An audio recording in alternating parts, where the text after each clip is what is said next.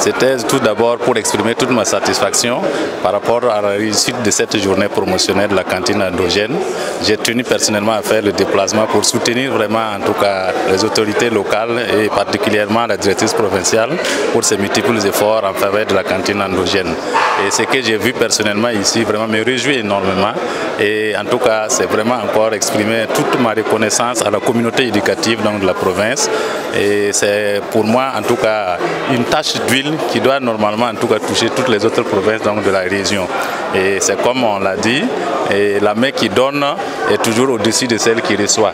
Et ici, en tout cas, c'est un exemple en tout cas, que la province du Ganzourgou vient de montrer que non, l'offensive pour une souveraineté alimentaire est une réalité et que nous devons réellement prendre les choses au sérieux et que vraiment nous pourrons aboutir en tout cas aux objectifs poursuivis.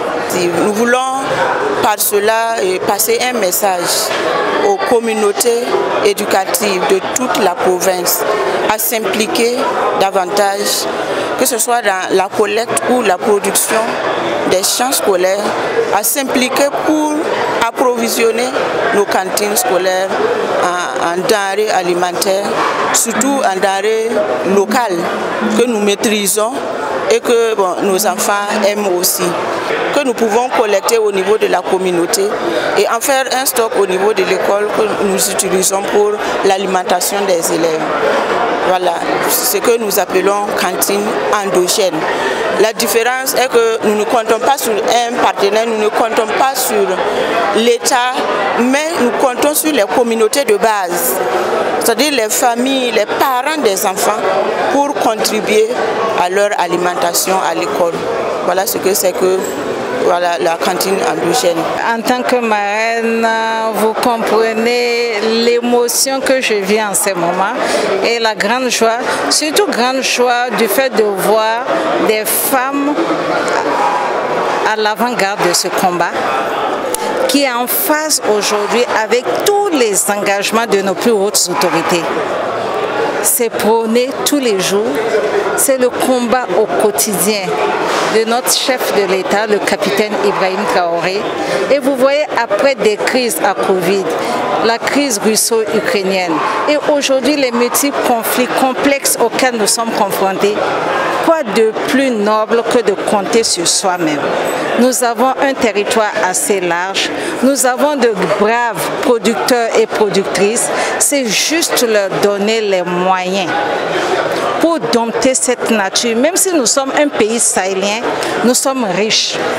Nous avons des terres, nous avons des armes, nous avons des enfants, nous avons des jeunes. Il suffit seulement de les accompagner à vraiment assurer leur souveraineté. Souveraineté sur tous les plans. Parce que je l'ai dit, un homme qui a faim ne réfléchit pas. Pour qu'on puisse réfléchir et que avoir au fait des hommes, des femmes du futur, un capital humain solide, il faut absolument compter et puis sur le plan nutritionnel, donner aux enfants de quoi manger afin de pouvoir rassurer une alimentation durable, solide, consistante au niveau des écoles. Donc ce sont des efforts conjoints.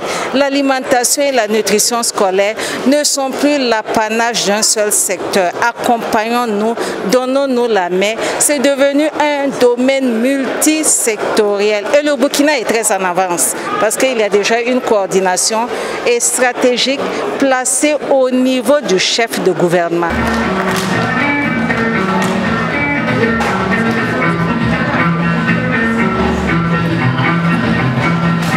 Donc, on va demander également à M. le directeur du journal et M. le préfet pour la photo de famille pour les mortalités.